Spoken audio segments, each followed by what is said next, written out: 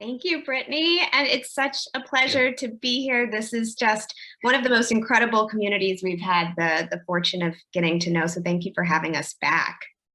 We're going to try to be tech savvy here and share our screen. Well, welcome everybody. We're here to talk about a very specific aspect of brain injury recovery today, which is communication. And in full transparency, when we sat down to think about this presentation and what we wanted to convey, I mean, it really illuminated for us just how challenging this element of the brain injury recovery is, because co-planning a speech with your spouse in itself takes a level of communication that I think most married couples would struggle to achieve. But we're so delighted to be speaking with you. My name is Abby Maslin. I have played the role of caregiver and brain injury advocate for nearly 9 years now on this brain injury journey. And I'm TC Maslin. I'm a brain injury survivor, as well as an advocate and a mentor in the community. It's really been a pleasure to speak with you guys today, and looking forward to it. Yeah, and we know so many members of this community have been introduced to us before and may know a little bit about our story. But what you're probably less familiar with, however, is the more personal aspect of this journey for us, which has been maintaining and growing a relationship in the face of aphasia, which is the specific language disability that TC has. And of all the challenges that, as I mentioned before, that brain injury has thrown at us these past 9 years, we would both agree that communication has been the greatest of those challenges. So we'll talk about aphasia today, but what we'll really talk about is kind of this element of brain injury that you don't hear about as often, which is it's language kind of thievery. It steals from people their intuitive ability to understand each other at times and their ability to maintain and grow relationships. So that's what we'll focus on today. And if you have a notepad or jotting down, we'd like to invite you to grab a pen and join us in any sort of any sort of questions you might have, or just tuning in with a family member. Please we'll try to leave some time to talk and sort of have a conversation. These are just options, but it's up to you. Yep, we've got time for questions at the end. And we also have a few questions we'd like to ask you throughout the presentation. So it's optional, of course, like TC said, but an opportunity to do some reflection about communication and the role that it plays in your life. And so we'd like to share this video with you. For those of you who are less familiar with our story, this is a little bit of background information. I woke up on the morning of August 18th, 2012, and it was just kind of an ordinary Saturday morning, except that I had woken up alone. TC had gone to a baseball game the night before and he hadn't come home. And so I thought that was strange, but I thought maybe he had, stayed at a friend's house or something. And within a few hours, I got really panicked. And as it turned out, as I found out just a few hours later, he had been robbed and assaulted on his walk home. Police today are following a number of leads in the disturbing attack against 29-year-old Thomas Maslin. He was in the hospital after laying on the street for over 8 hours. He had been hit with a baseball bat on the head. But by the time I found all of this out, he was already having brain surgery, and I could not wrap my mind around any of this.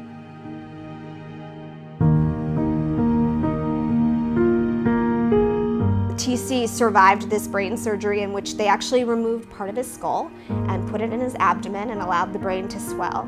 And what had happened is he had sustained a traumatic brain injury, but that's a term I was totally unfamiliar with.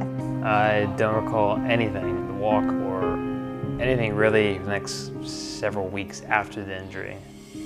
I want you to work on dribbling. And then sort of the physical rehab, which is the ability to swallow, feed myself, walk, and then there's the language part, which is rebuilding my language essentially. Z.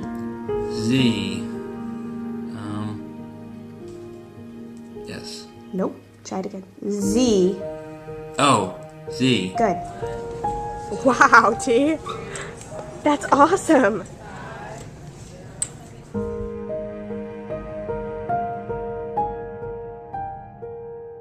There's this kind of like romantic brain injury tale of like two people who were in love and then the brain injury happens and then they fall in love again. And that is such a simplified view on what this really is. I really struggled with feeling isolated. TC was my best friend. He was the person I wanted to call when he got injured.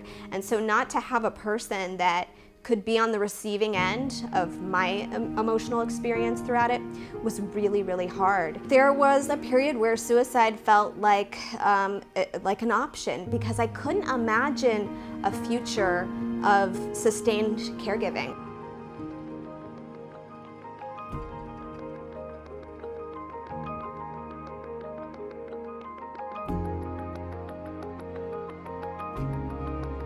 I'm just really thankful and grateful. I feel like I've accomplished enough that I was hoping for, which is now I'm sort of like, what else can I possibly ask for? And really, on a day-to-day basis, I just try to pinch myself and be like, wow, I'm so happy to not just work, but family and my children and my health and all that. I just try to be in the present moment and really absorb all the positivity that I'm surrounded with. I really hope other caregivers will take away the importance of being kind to themselves, of just relieving some of the pressure that they might be feeling externally, and of being really honest about their own needs. I think it's really easy to fall in love with somebody who says all these wonderful things about you and makes you dinner and buys you presents, but when that piece is removed and it's not about how that person makes you feel, it's about who they are and what you respect about who they are, you really learn to see them a lot more clearly.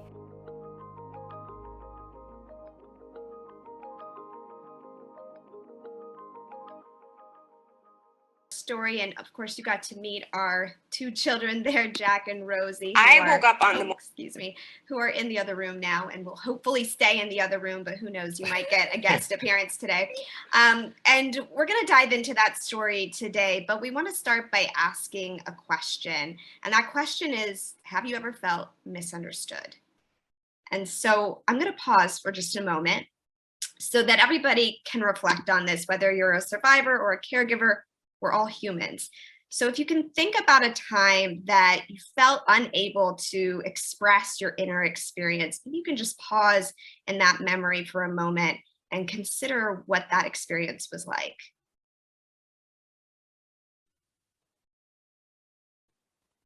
I think most of us, not all of us as humans, have had this experience of feeling misunderstood. And when I try to define the most difficult moments of this journey for me as a caregiver, they're the moments that I felt the most lonely. And they are also the moments when I felt not understood. I think as humans, this desire to be connected, this desire to be understood, it's written into our DNA. And that doesn't change after a brain injury. In fact, that need to be understood, that need to feel connected might even be stronger after the experience of a traumatic event. And so for me, the thing that continues to kind of challenge my deepest sense of self, my contentment in the world, my faith, and my marriage is this sense of feeling seen and visible and understood. And for me, not having that experience of being understood has evoked the greatest loneliness and isolation, and including those moments of despair that I talked about in the video. So this is why communication is so important, right? Because it is the foundation, not just of our relationships, but of our senses of self, of our connection to this life and who we are and our identities. I often describe TC as running two very different races at the beginning of this journey, mainly because of the extent of his injury, which meant that he was in a coma for quite a few weeks. And so it took months for him to begin to process the assault that had left him with a brain injury. And I had begun that process of trying to reckon with that event on day one, as soon as it happened. So we were on two very different timelines of trying to make sense of this experience. And that has been one reason why it's been difficult to find that path to communication along the way. It's just two people living two different lives, even though we're very much sharing, sharing a family and sharing an experience of being on this planet together.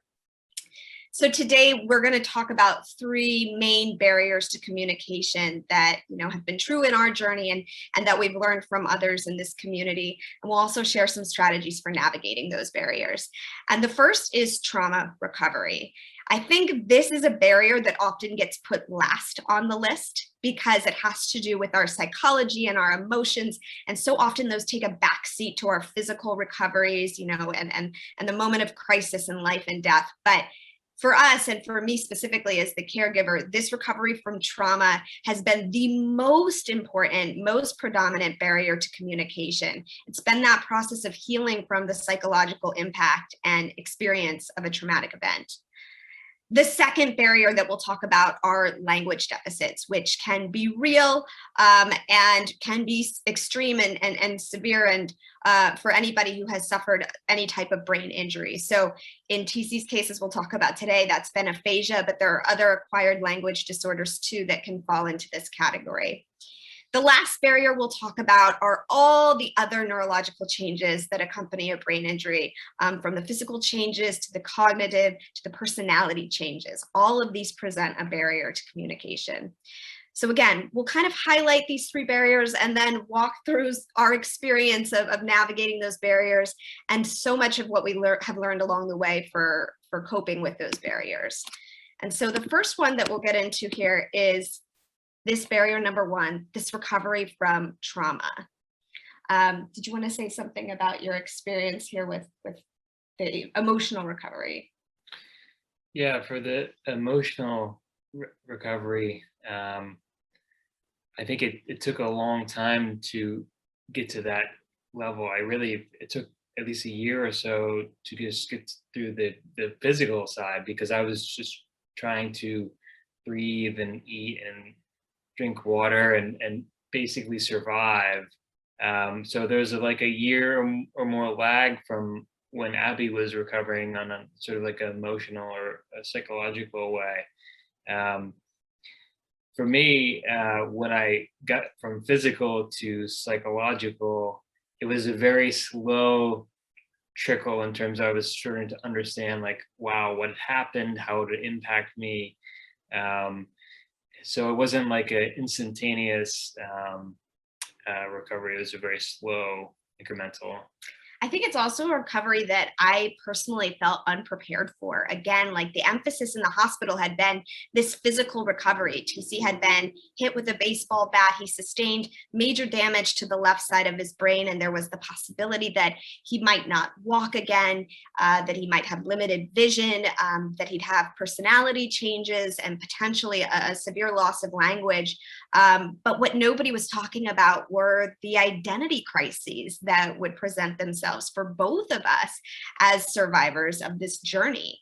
And so this trauma recovery really starts with this first question: what has happened to us? And how can we make sense of such a sudden and senseless event, which has created the psychological struggle within both of us, right? But we're each experiencing it differently. And that psychological struggle extends beyond just TC and I and our marriage. For us, that psychological struggle extended to everybody in our community and everybody in our family and all of our extended family and friends as well. Everybody was coping with the event itself, the suddenness of it, which is true in all brain injuries. How can we make sense of something that just is so senseless, that's transformed our lives overnight? And then once we've had a moment to kind of integrate that question and begin to try to answer it for ourselves, the second question is, what do I need to heal? Because we all are experiencing this traumatic event differently, it makes sense that we would all need our own kind of individually prescribed courses for healing, that what works for one person may not be the thing that works for the next person, whether it's therapy or support groups or any kind of creative arts therapy, movement, music, whatever it is, it may be wonderful for one person in that experience. It may not be as beneficial for the next person. And so I think a big lesson that TC and I both learned is that this trauma recovery is a really individual experience. We're both going to go about it in our own ways. And we selected these pictures because I think they really highlight how we tend to cope with our emotional experiences. For me, I love words. And so, that loving words and being married to someone with aphasia that's a communication challenge. And I take my words to the page and I try to make sense of them there. And I'll let TC explain this picture of himself. Yeah, so I'm not a wordsmith per se, not before and not now. So I've been sort of like a visual learner throughout my life. So pre-injury, I played music.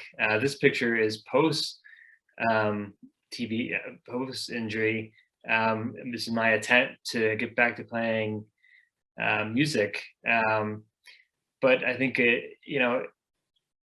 I think the core of who I am really didn't change. Is sort of adjusting and finding what things work for me, things that would help me recover. And because I was, having trouble communicating with writing or words, the way that helped me recover was actually listening to a lot of music, even if I couldn't play guitar. So that sort of healed me until I could, verbalize or send an email or things like that. So. Yeah, and you'll hear us mention that a lot today, that language is really beyond words, that it's become the predominant form of communication, in our society, but it is not the only way of communicating someone's experience.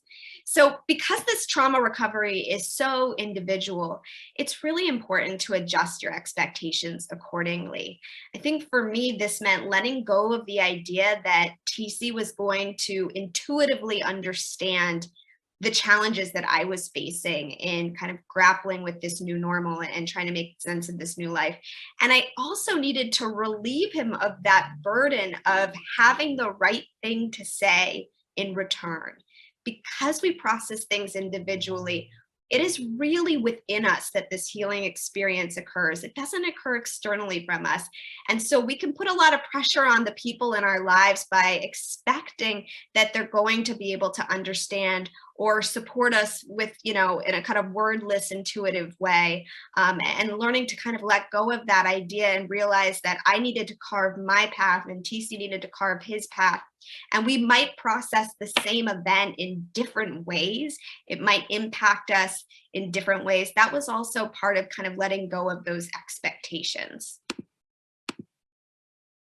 Okay. So how do you communicate after so much trauma, after an event that has just completely demolished the parts of your life lives that held true before, the parts that you used to self-identify by? As we were thinking through what is this process of finding a path to communication after trauma, we were thinking about how essential it feels to have that post-traumatic experience understood and reflected back to us. Now, it doesn't mean that that person is going to agree with the way that you have processed that trauma. It doesn't mean that they have processed it in the same way.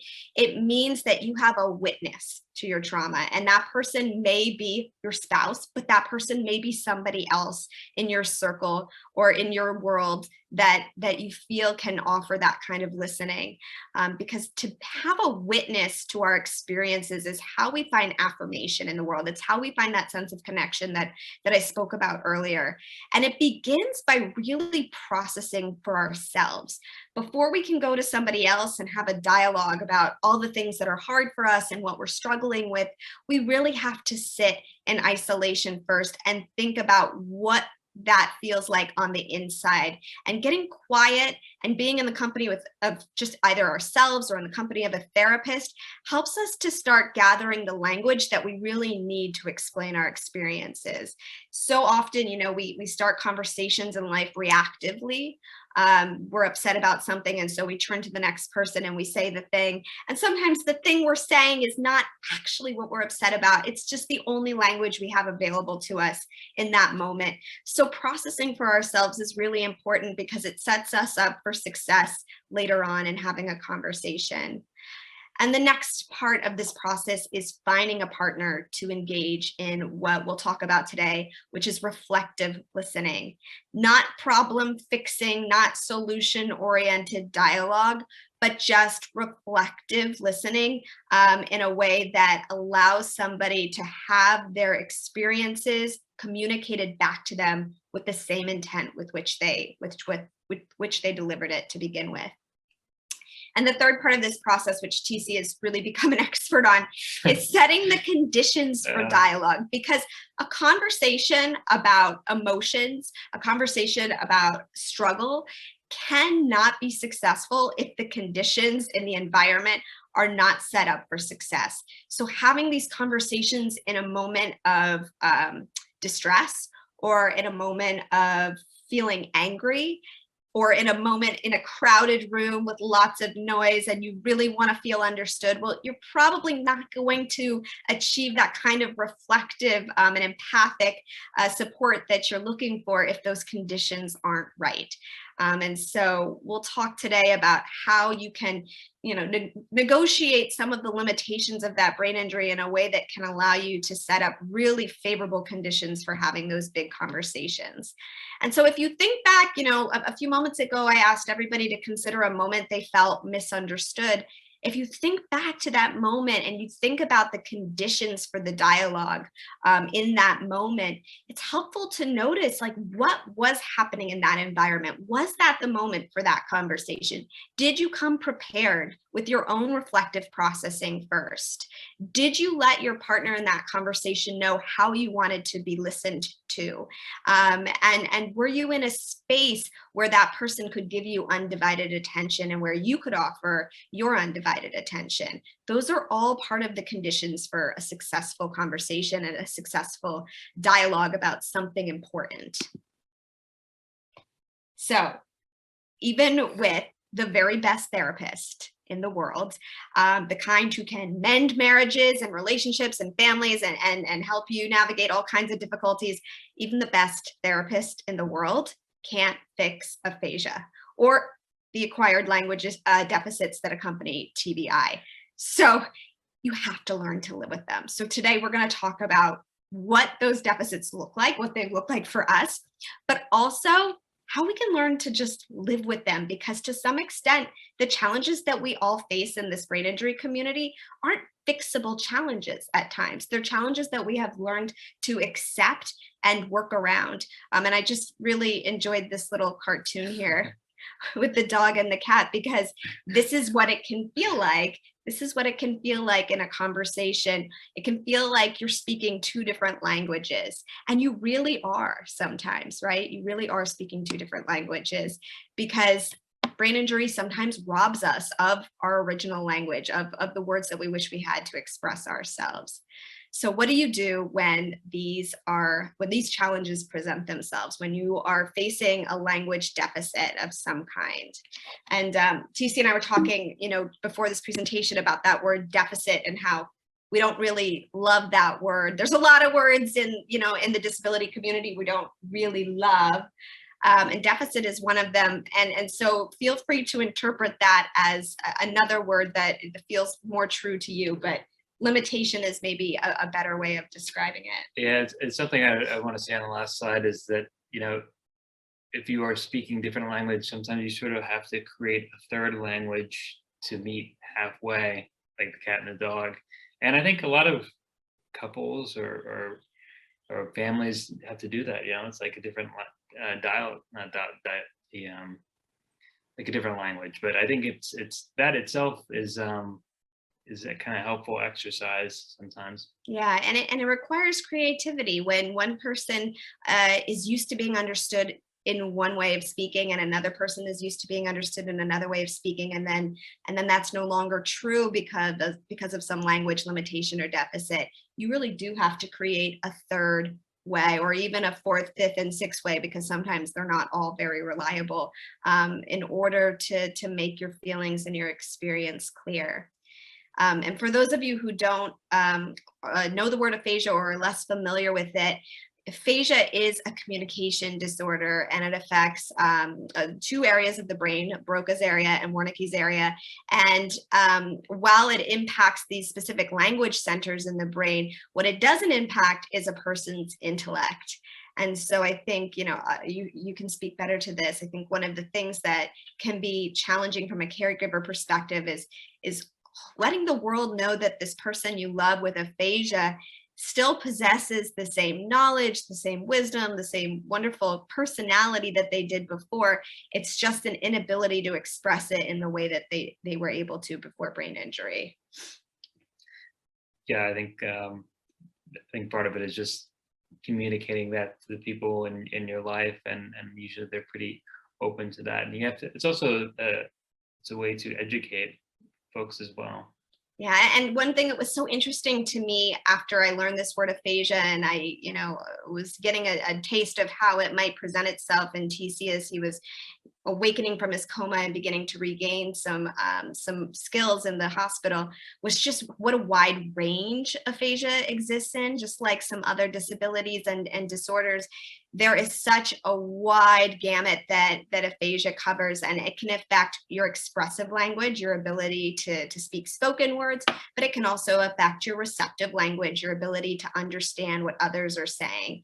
And for TC, it's been a little bit of both, and every day is actually a little bit different. It's a very unpredictable disorder, and we'll talk about setting up some conditions to try to temper it, because it's never going away. It's something that we are constantly learning to live with.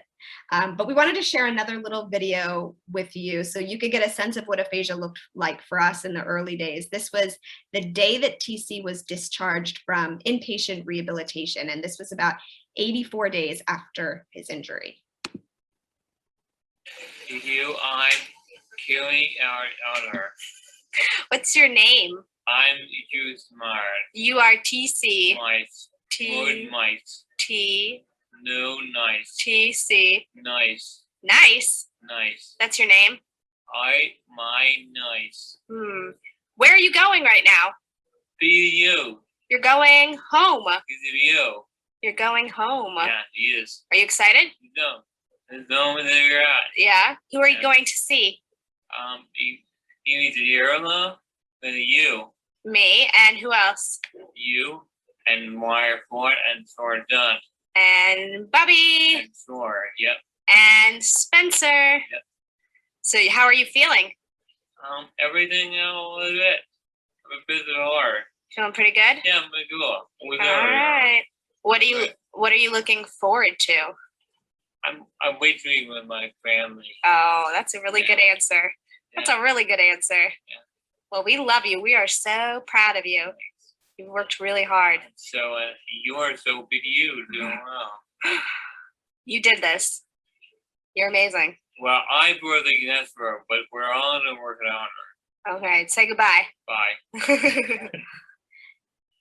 As I think back on those 84 days in the hospital with TC, it was a lot of trial and error trying to figure out what he could understand and the best way of getting information to him. I think at first I took for granted that his receptive language might be intact. I was really hopeful that he was understanding everything I was saying. And so I would speak a lot and I would speak really quickly, which is kind of my natural pace. And he would look at me and he would nod and he would give me some signals that he understood, but it wasn't clear how much of that he was actually getting. And so I then began to experiment a lot, which I'm sure many caregivers in this community can relate to. I began to bring a little notepad with me to the hospital. And if I had something really important to share, I figured out how to distill it into just a few words that I would write down. And it was really helpful for TC to see things written down. His reading had been left mainly intact, his comprehension when it came to reading words. And so I realized that if I could say something and write it down, I would have a better opportunity of getting my point across. I also used a lot of music while I was in the hospital with TC, knowing that that was one of the primary languages that he has always communicated through. It was helpful for him to be able to hear songs that were connected to certain memories from our life together, and that could make a point in itself to play a song for him that I knew he would recognize, or to choose a song that I hoped would relax him or motivate him. Music became another language through which we communicated. I laugh at this video because I didn't realize what a good translator I was becoming at that time. It's helpful to be with somebody for 7 years before they have a brain injury, because you can sometimes get a quicker read on what they might be trying to say. You could hear TC talking about something in that video he was really excited about. And I figured out he was talking about Bubby, which was the nickname for our son, who was 2 at the time.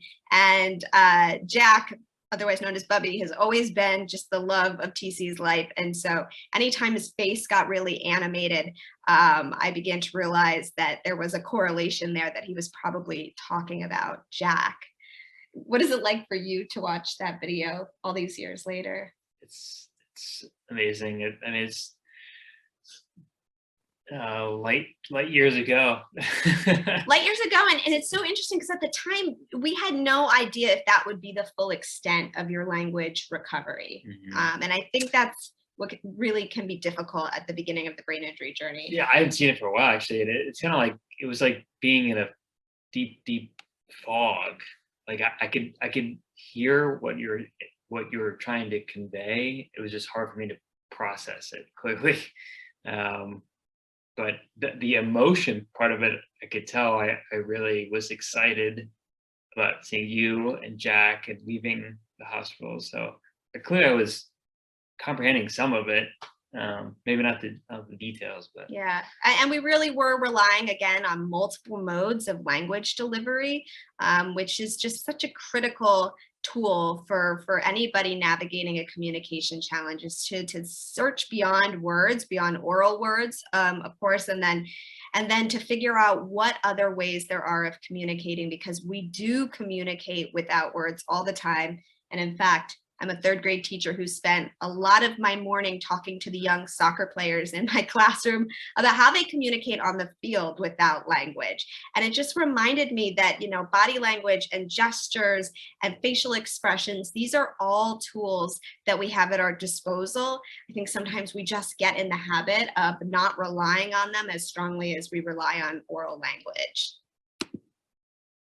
I want to say one more thing about the areas of the brain that impact the language, because it can be so frustrating to be in a conversation with somebody and feel misunderstood and know, that there's a reason for it, but in that moment, it doesn't matter because we're just emotional creatures. And again, we just want to be able to convey our thoughts and convey our experiences. So it was really important to me, and it continues to be, to try to gather the self-control in those moments of frustration, to step back and remember that from a scientific perspective, there is a reason these communication or miscommunication problems exist. That these interactions are being channeled through the parts of the brain that have sustained injury.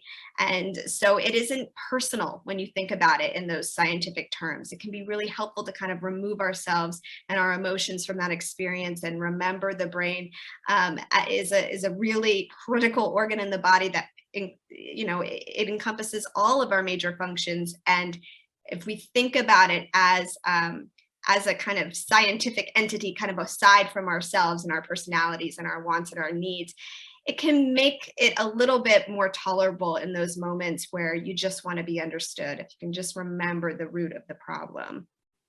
So TC is going to talk a little bit about some of the strategies that have been successful for him in learning to live with a language deficit. Yeah, so this is a great slide because I feel like this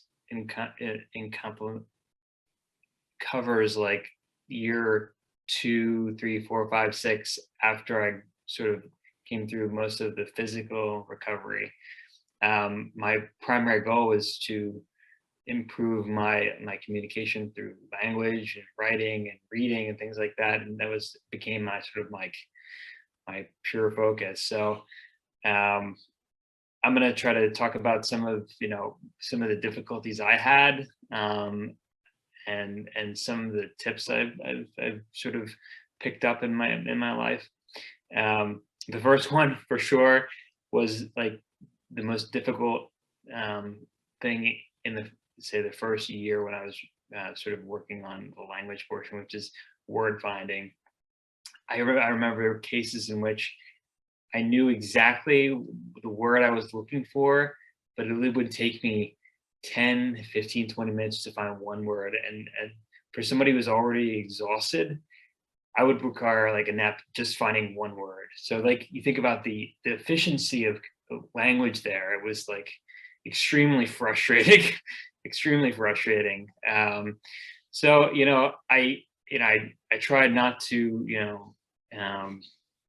get too frustrated, but I sort of communicated with other speech therapists and family, and I sort of try to ask folks to sort of help me. And one example is, the first bullet, which is asking folks not to fill in words for me, to give me time to sort of process it, to work on it, like any other skill you're trying to build, whether or not you're a runner or a singer or a driver or anything like that.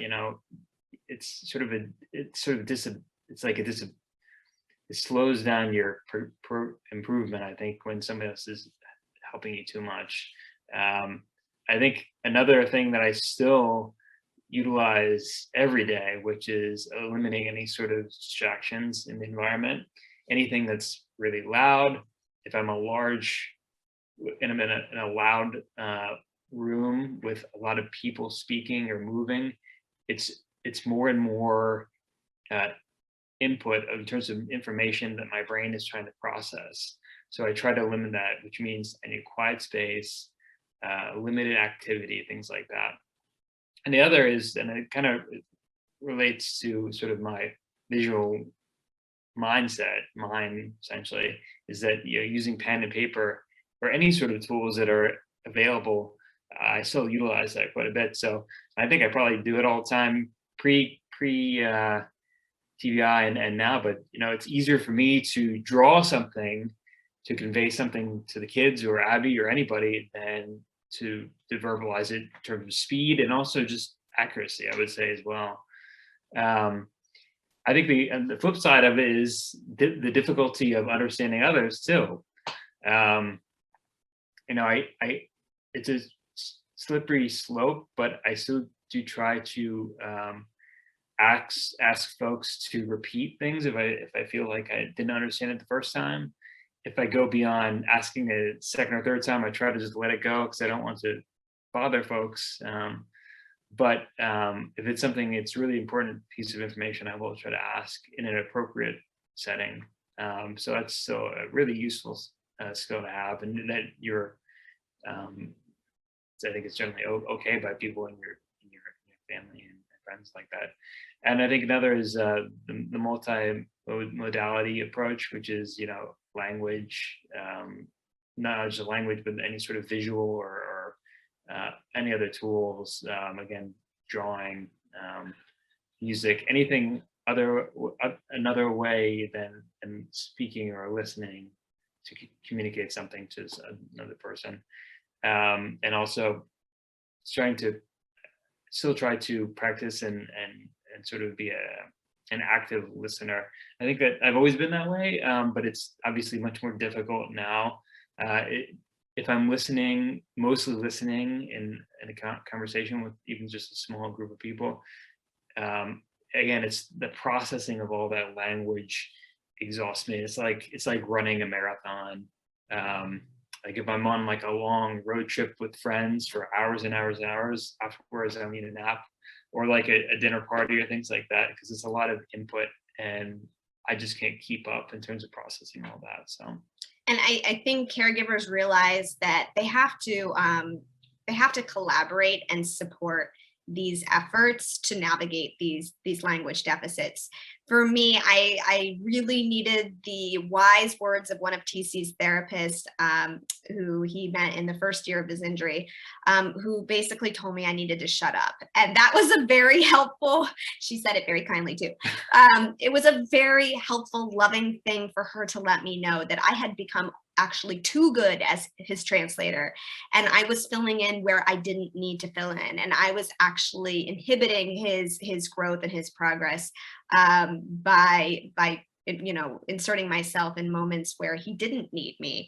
And so, as a caregiver, sometimes the ways we support are by taking a step back, which feels very uncomfortable and can feel kind of counter to what you assume your role to be, but allowing TC to have the time to process language, to have the time to find those words, to encourage the other people in our lives to not fill in words or interrupt. Those have been some of my jobs as his caregiver in this journey. And so we've been talking a lot about how to listen.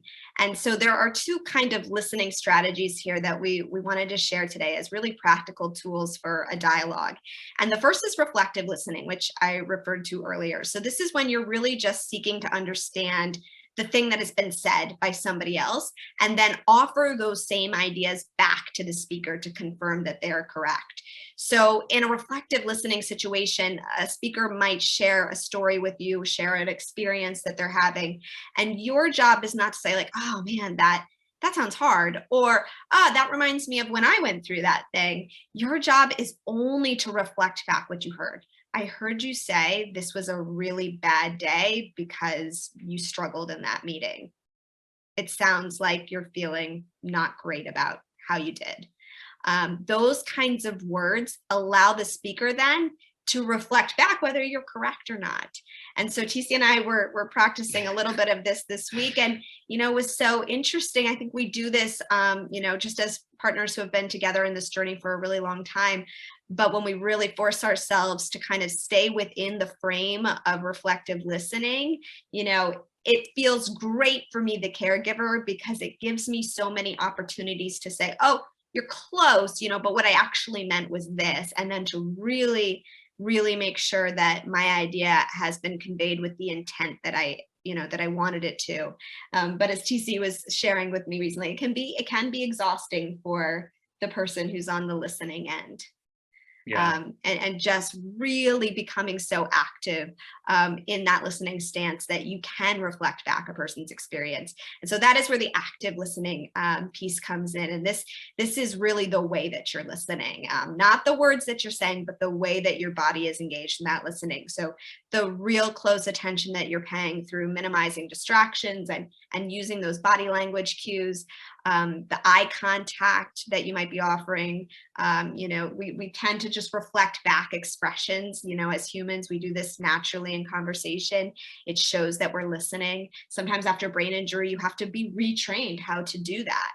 And then to provide feedback, but not judgment, right? Clarify what you've heard. Make sure that you've really got it and avoid interrupting the speaker. And this goes both ways, from survivor to caregiver to everybody involved in this journey with you. Everybody can be the speaker, everybody can be the listener, using reflective listening and using those active listening skills. And so I just wanted to show a little example of what that might sound like and look like in a real situation. It would be a speaker saying, I'd like to talk about a particular experience, and then the listener saying, what I'm hearing you say is.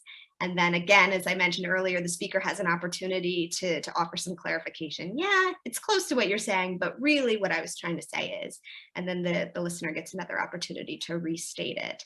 So reflective listening is it's a really good, reliable structure for a conversation.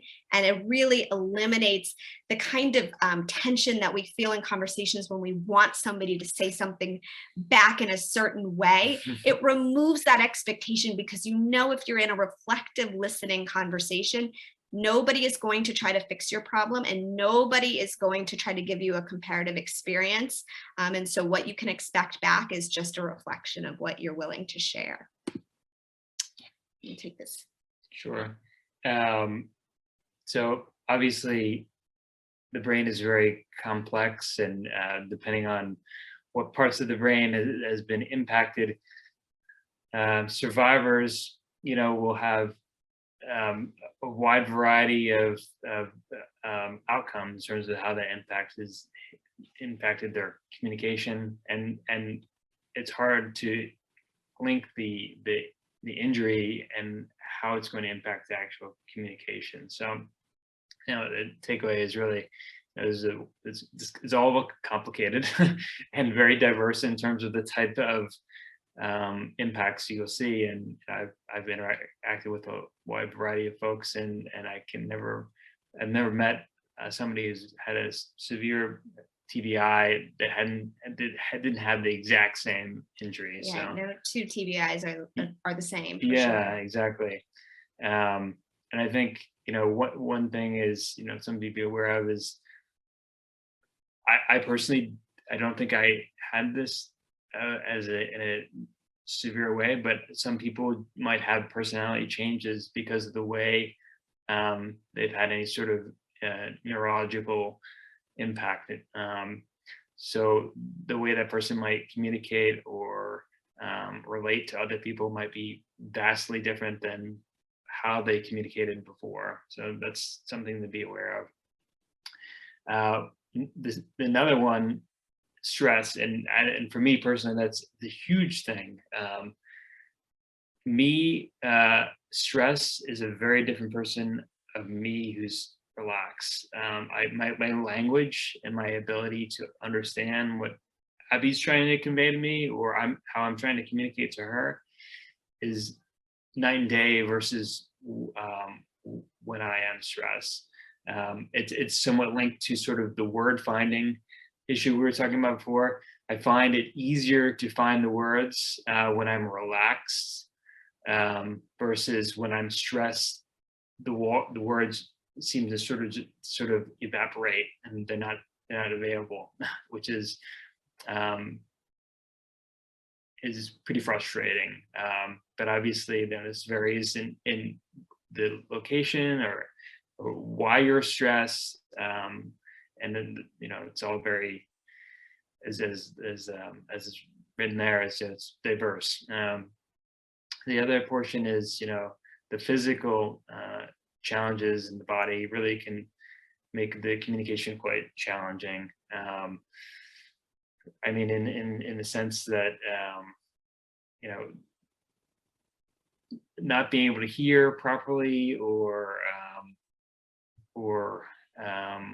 Being tired, yeah. which means you're also reducing your ability to sort of understand and then communicate back. So lack of sleep, if you're not have been eating well. I mean, for me personally too, exercise has always been a positive impact too. I feel like it sort of improves my mood, and therefore when I'm in a better mood, I'm also able to communicate better as well. So and it's funny, because I don't think this is advice that we would get necessarily from a physician. If we were asking, like, we really need to improve our communication, we would probably hear that we should go and talk with a therapist, which is great advice. But these things that contribute to our physical well-being also contribute to our ability to communicate clearly and effectively and kindly with each other. And so they're not to be taken for granted. They're actually directly correlated to how well we can, express ourselves and how well we can understand others. Yeah, they're all interrelated. Absolutely. And so when you're learning to communicate after such a diverse set of outcomes, I think there are 3 words that have become really important to us. One is effort, this kind of communication to maintain and sustain a relationship after brain injury, it takes a lot of effort. You know, if you're still attached to the notion that people should understand each other intuitively, it shouldn't take any work, that notion is going to go out the window really, really quickly, because to communicate successfully is an intended and purposeful effort, and it requires creativity. It requires putting aside some of the old ways of getting your point across and learning how to speak and express yourself in a multimodality way. And it requires a lot of patience. I always joke that I thought, you know, as an elementary school teacher, I already possessed all the patience in the world before TC's brain injury. I now know that's not true. And I now know that there are limits to patience too, and that there are moments where it's not a good idea for us to try to have a serious discussion of some kinds. And we have to bring our most effortful, creative, and patient selves to that conversation, or it's probably not going to go very well. So 3 tips that, you know, are important to carry forward as you're thinking about all the changes in the brain are understanding, you know, as the survivor and as the caregiver, your limitations. Become a self-advocate about what works or doesn't work for you. TC's been so clear with me that I can't talk about these things before bed because he can't sleep well, or he's not going to be able to fully engage with the kind of active listening that he wants to. Imagining new paths. Again, okay, so we're not going to necessarily be able to have a quick paced back and forth and just, you know, it's going to be quick and efficient and everybody will walk away feeling like they got their point across. It's going to be different. It's going to require more intention and purpose than that. We're going to have to sit down and prepare for that conversation first. And this last, you know, piece of advice, which is important and maybe not the piece of advice anybody wants to hear, is that, you know, you have to accept the roadblocks. There's going to be frustrations along the way, and sometimes those frustrations are going to feel huge and insurmountable. And sometimes you'll wake up the next day and think, all right, I'm going to try it again. You know, we're going to find a different way to communicate this idea to each other or this experience that we're having. But even without brain injury, if you take brain injury out of the situation, which is really hard to do once you've kind of lived a life on this journey, everybody struggles to be understood at some point and in some relationship that they have. And so we really have to normalize those roadblocks because they are completely normal. It is normal to feel misunderstood sometimes. It is normal to feel frustrated when you can't get your point across or say exactly what you want to say. That is part of the normal human experience. It's how we cope and navigate those roadblocks that you know, ultimately helps us find success along the way. And so a last question to leave you with is, can you think of a time that you felt recognized and understood by another? Can you think of a moment in life where those things came together and you felt truly seen and understood? And if so, and I hope the answer is yes, I hope everybody can think of at least one moment that was true. What conditions helped make that dialogue successful?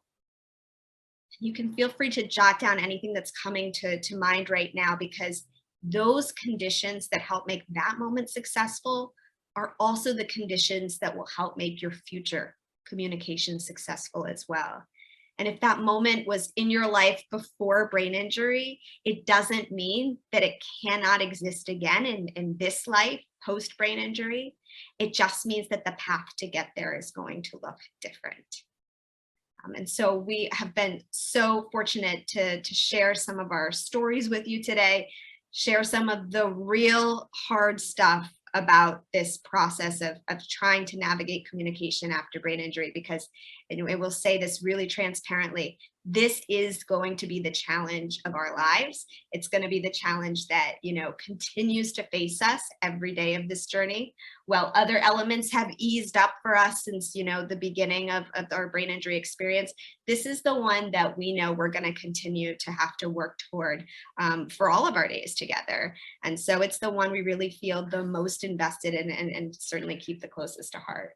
It's a work in progress. It's always a work in progress. Even from folks who might have some wisdom to offer, know that we are on this journey with you and we are still finding these solutions and strategies ourselves. And before we open it up for questions and to hear about your experiences, we always love to stay connected with everybody in this community. So here are our email addresses, and TC does not do social media, but I do. So you can find me there. And the story of our journey of brain injury is called Love You Hard, and you can find that wherever books are sold.